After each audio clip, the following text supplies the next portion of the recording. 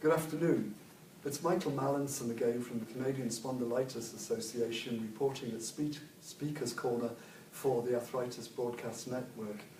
My guest this afternoon is Dr. Walter Maksymowynch from Edmonton.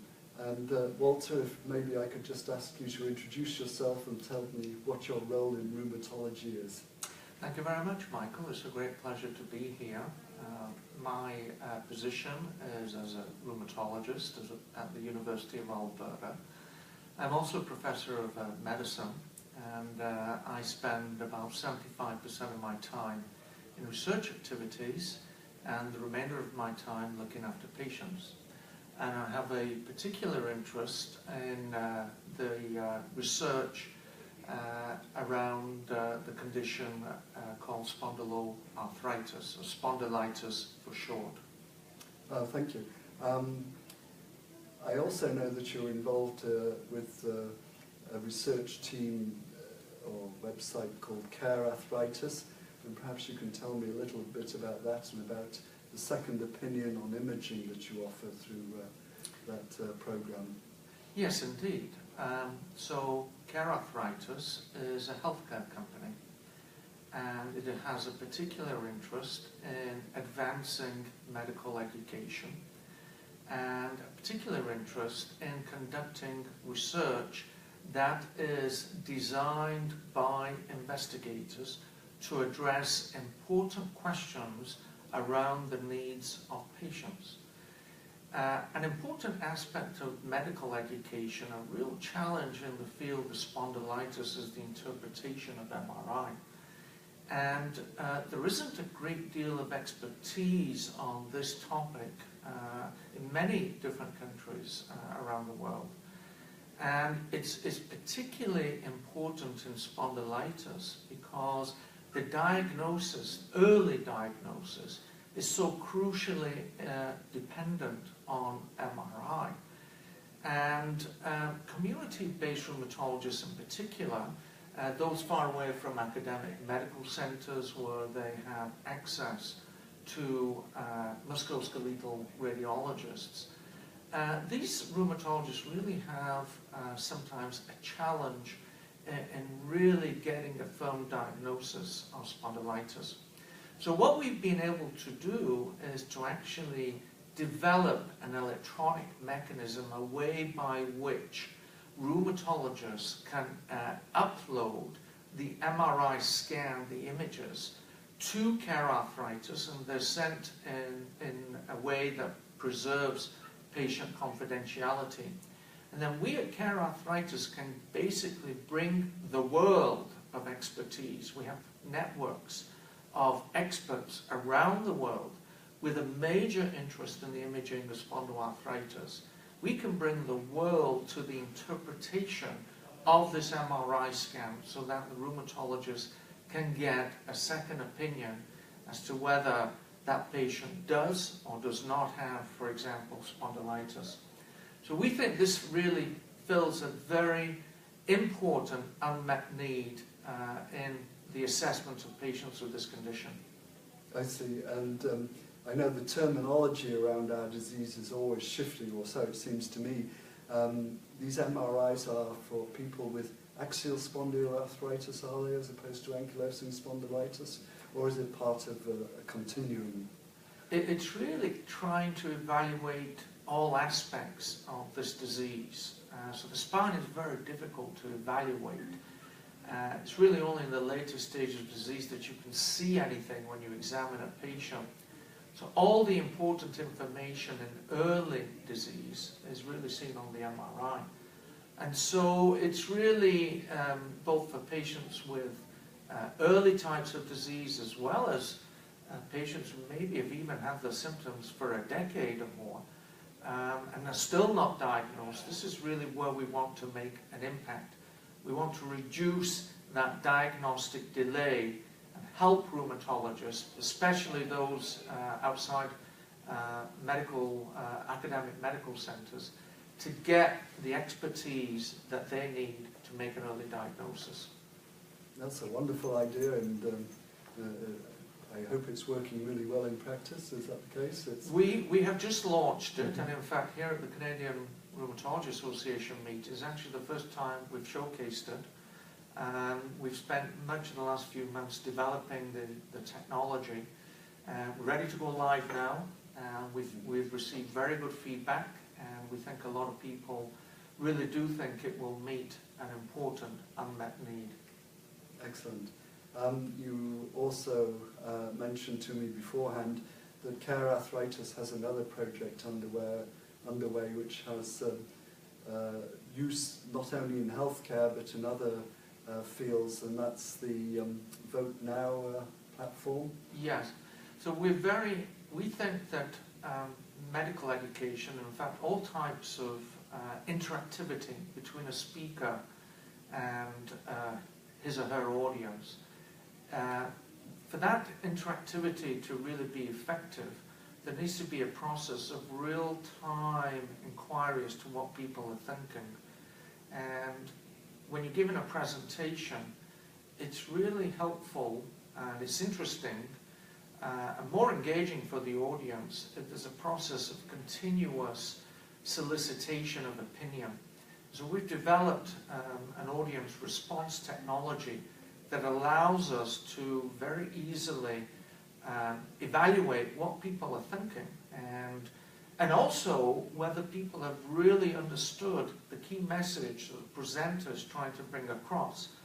You invest a lot of time developing a presentation. You invest a lot of time in giving that presentation. And you really have to know at the end whether the key messages have really been understood and conveyed. So this is what our platform is designed to do. It's very important in medical education, of course, because medical education is still rather old-fashioned. It's a presenter at a podium with a passive audience sitting and listening. We want to break that mold, and we want to make the audience experience much more interactive, much more engaging. I see. And what stage is that project at this moment? That's already gone live with several meetings over the last 6 months, where in fact the entire medical meeting was really based on this audience response technology. And the feedback that we received from the audience was extremely positive. Everybody was working with their smartphones and really, I think, really answering the questions. We can tell because when we look at the audience response, we can actually enumerate how many people are responding. So we know if people are actually responding to the question as opposed to checking their email. I see. Okay. Maybe we can turn to ankylosing spondylitis because you do specialise in it. And can you tell me what's different now than 10 years ago in terms of finding a cure and in treatment options? Well, treatment options is the easy question to answer. It's a revolution, and there's no other way to describe it. Whereas 10 years ago, we really focused only on the use of these simple anti-inflammatories, compounds very much like ibuprofen that you can buy over the counter right now. Mm-hmm. And since the development of biologicals, and we use this broad term biologicals because these are protein substances, antibodies, that target very important molecules that cause inflammation in a person's body. So the great advance in the biotechnology industry has been to design these proteins, these antibodies, that can target and destroy these inflammatory molecules. And so in ankylosing spondylitis, for example, we know that a substance called tumor necrosis factor, TNF for short, is a very important molecule that drives inflammation in the joints of patients. And the antibody that's been designed to eradicate this TNF is a major treatment. And so we have better treatments because we understand much better what sorts of molecules can really drive inflammation in people with arthritis. Another example is a molecule called interleukin 17. That's a big advance in the field of spondylitis. So now we have an antibody targeting interleukin 17. And so more and more, as more and more information around the crucial inflammatory factors that drive inflammation appears, the more we get these... I should have reminded you. Yes. The more we get effective treatments. I see. My understanding is that there is a lot coming down the pipeline in terms of new drug therapies. Yes. Can you elaborate a little bit on that? So there's something that we call the IL-17, IL-23 pathway. So this is a cascade of molecules that are thought to play a very important role in driving inflammation. You know, inflammation in people with arthritis develops like a cascade reaction, right? Like a nuclear reaction. There's a trigger, and that sets off, you know, seven molecules, inflammatory molecules, and then that sets off another cascade of molecules until this becomes a great big cascade of all types of molecules causing inflammation. So we have increasingly, at all of these steps, been able to identify what some of the really important molecules are that allow that cascade to occur. But what we're starting to understand is what are the things that happen at the beginning of that cascade. So the new treatments are being targeted to act very early on in that cascade so that we don't get to the ultimate chain reaction that triggers the disease. That's really been a phenomenal advance in the field and why new developments and new treatments are really accelerating now quite rapidly. Oh, I see. Sometimes it's quite difficult for patients to take things by way of infusion or subcutaneous injection. Is there any hope for a pill, a sort of a magic pill in the near future? There is a therapeutic that is being developed that is an oral pill, and that acts in a similar way to those injections and those intravenous-based therapeutics that we've been using extensively now. So there is considerable hope that that we're going to have a pill available. But there again, in addition, many of the injections that we are using don't often have to be given, you know, that frequently. So, for example, several therapies only have to be given maybe once a month. Certain treatments are being developed that might only need to be given once every 3 months, or maybe once every 6 months. You know, as we identify more of these molecular targets and get really better at identifying which molecules act very early in that cascade, I think we're going to get really closer and closer to interventions that might not need to be used that often. I see. I think part of my question was also at the beginning about are we nearer to finding a cure? It seems to me in some ways things have got more complicated in the past 10 years, but maybe that's because you're looking more closely at the disease and how it progresses. What about a cure? Is it within sight? Is it nearer than it was 10 years ago?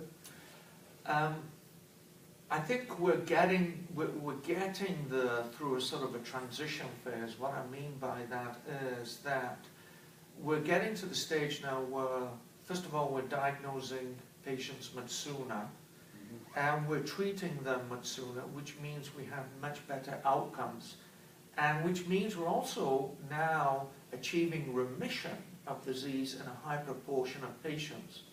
So what are we now able to do? We're now able to de-escalate treatment and reduce treatment.